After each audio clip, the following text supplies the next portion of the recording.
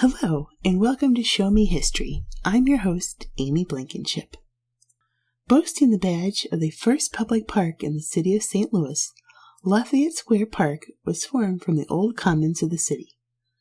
Located west of the central core of the city at the time, land was set aside in 1767 for use by all citizens. Homeowners of the village were given 40 arpent strips of land in the common fields and were granted a common pasture for livestock. However, by Victorian times, this had been a very hazardous place, full of robbers and thieves who would attack travelers passing through. So on March 7, 1836, the city government formed a committee on the commons and the board of aldermen.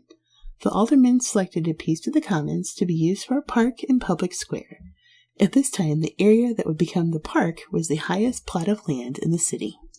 The first use of the land was by Colonel Grimsley, the president of the Committee for the Commons. He used it for military training. It was kind of referred to by locals as Grimsley's Folly, because no one had really used the land for anything and they didn't know what to do with it. By October 12, 1851, the park was officially dedicated via Ordinance Number 2741 by the Board of Improvement. Mayor Luther Kent, city engineers Samuel Curtis, and residents John Rust, Stephen Barlow, and Edward Brettle were members of the Improvement Board. The park land was still uncultivated and not enclosed from the rest of the common area.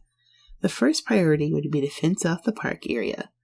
Other than Colonel Grimley's military exercises, the park was used very little. In 1854, the public square was renamed Lafayette Park after French General Marquis de Lafayette, a volunteer in the Revolutionary War. He had visited St. Louis in 1825, and the town just fell in love with him. So from 1859 to 1862, not a penny was spent on the park. The only maintenance was done at the expense of the superintendent, who occupied a cottage on the grounds. Edward Krasnick was named the first city park commissioner in 1856 and served until 1864. An area of the park was leased to Krasnick by the park trustees. In turn, Krasnick subleased a portion of his land for use of a winter beer garden. The Daily Missouri Reporter newspaper had an article that featured a U.S. land marshal's sale of his property and land for failure to pay his promissory note. Somehow he managed to recover his assets and regain composure from this incident and stayed on until 1864. But he was eventually let go due to his business with the beer garden. He was caught on a technicality. He was selling liquor when he only had a license to sell beer. He went on to be the superintendent of Benton Park and was commended by the city for his great works. So in July of 1865, the General Assembly authorized $30,000 in bonds to improve the park. So really nothing had been done at this point. There was some land clearing and trees planted, but complete cultivation from commons and cattle grazing and wilderness to the park that we know today had not taken place yet. Wealthy residents along the park bought these bonds, and money was given to the park's Board of Improvement. Through these funds, they were able to hire a professional gardener and architect, Maximilian Kern, and he became the first official superintendent. He created lakes, fountains, flower beds, and planted thousands of trees. The city hired guards to keep the park clean of ruffians and cattle and to enforce a code of regulations. The park had a rigid dress code and conduct rules to weed out undesirables. In 1866, $71,500 in bonds were secured to replace a wooden fence surrounding the park with an elegant iron fence and gates. These funds also built a police station in the park and the Rockery Bridge. The fence would be completed in 1869 with a cost of more than $50,000. The fence was 5 feet 3 inches high, and each panel was 15 feet long. Each of the entrances of the park was adorned with gates made of Glencoe marble. In 1868, sculptress Harriet Homer donated a statue of Thomas Hart Benton to the park. The next year, a bronze cast of Houdon's George Washington was placed in the park. 1872 saw the addition of a pagoda near the northwest entrance. The 1870s to the 1890s were the heydays of the park. It was extremely popular with residents citywide. The city enlarged the police force patrolling the area to preserve decorum and safety. An estimated 15,000 people visited the park each Sunday afternoon. All of this came to an end on May 27, 1896. An F4 tornado swept through the southern portion of the city, including the Lafayette Square Park neighborhood. Scarcely a tree was left standing in the park. All that really remained was a wasteland of branches and stumps. In the following decade, the park and surrounding neighborhood would continue to decline. In 1951, the music stand in the park was torn down, and during the polio epidemic of the 50s, the lake was filled in. In the 1960s, the park house was boarded up. In the late 1960s through the 1980s, the neighborhood was on the upswing with vast rehabilitation projects and city funding. In turn, the park would also be revitalized. On November 12, 2001, the 50th anniversary of the city ordinance creating the park, the Lafayette Park Conservancy was formed. A nonprofit organization, their mission is to, quote, restore and preserve the historic legacy of Lafayette Park, the developed urban park in the Louisiana Territory Purchase, and to raise funds for those purposes, end quote.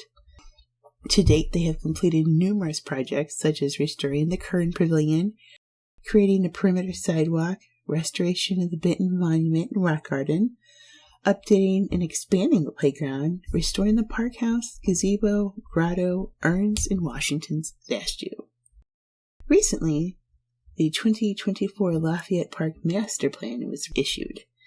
It will, quote, ensure a diverse, multi-purpose, environmentally sound future for the park and its users, end quote. The goal is to create a unique Victorian strolling park, provide a safe, comfortable environment, respect the historic and picturesque tradition of the park, use a diverse array of native trees, and provide a significant number of special events that celebrate diverse locations of national histories and cultures.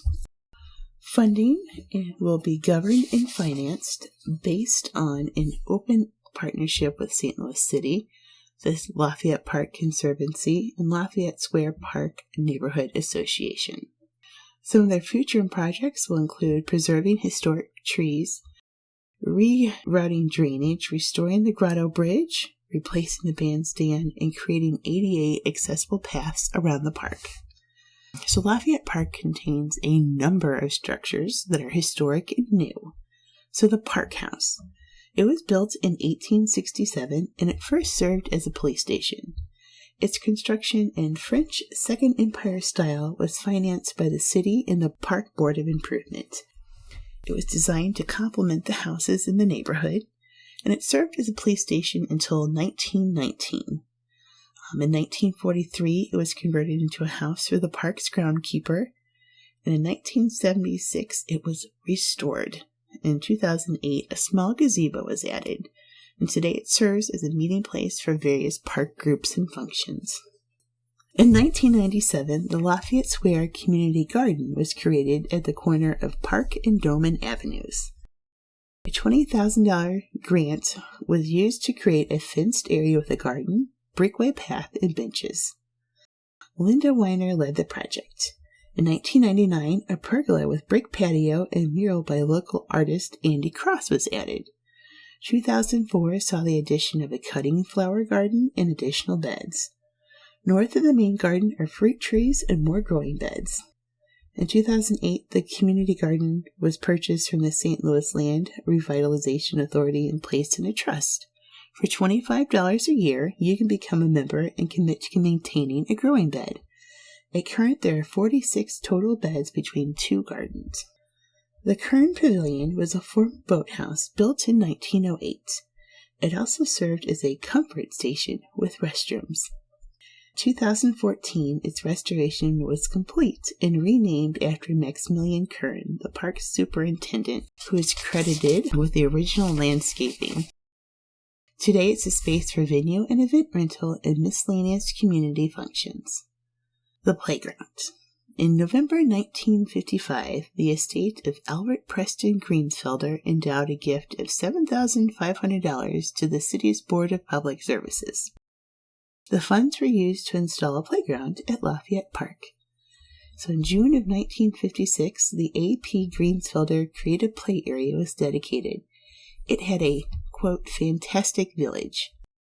This concept was the brainchild of Virginia Dorch DeRazo. It consisted of 5 precast concrete and steel block forms with abstract cutout designs, ladders, poles, all in bright primary colors. Sadly, all that remains of the original playground today is a splash pad fountain area. Today, the park provides a place to relax, take part in yoga, or attend a number of lecture series. If you have a chance, you should go down to Lafayette Park and look around. It's very beautiful. Thank you for joining me today. You can find me at showmehistorystl.com or on Facebook at showmehistorystl. Until next time, I'll see you in the loo.